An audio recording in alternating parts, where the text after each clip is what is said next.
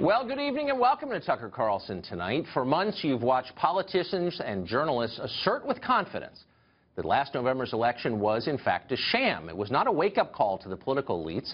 It wasn't a cry for help from a crumbling American heartland. It certainly wasn't a sign that a ruling class is corrupt or a government is in need of major reform. It was none of that.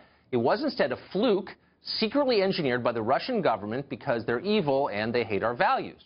Well, so far there has not been much proof that any of this actually happened, any proof at all. But we did just learn tonight from the Washington Post that President Trump, brace yourselves, sat with Vladimir Putin at dinner during the G20 summit recently, which may be a felony. We'll be following that story.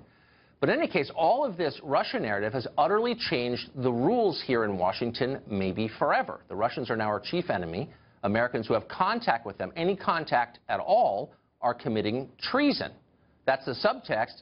Here it is, explicitly stated. This is Congressman Mike Quigley, Democrat of Illinois, explaining the new rules. I think what we're learning with the Trump Jr. meeting is when you meet with any Russians, you're meeting with Russian intelligence and therefore President Putin.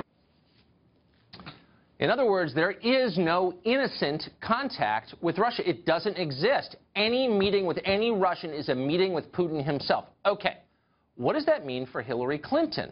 In 2010, while she was Secretary of State, serving as Secretary of State, Clinton publicly opposed sanctions on the Russian government. At the very same time, her husband, Bill Clinton, was paid $500,000 to deliver a speech in Moscow to a financial firm set to benefit from the removal of the sanctions his wife opposed.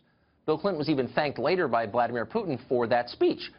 Now, since we're doing the math here on this show, we can tell you that Bill Clinton's payday was 10 times greater than what General Michael Flynn received for a speech in 2015. Does that mean that Bill Clinton colluded 10 times as much as General Flynn colluded?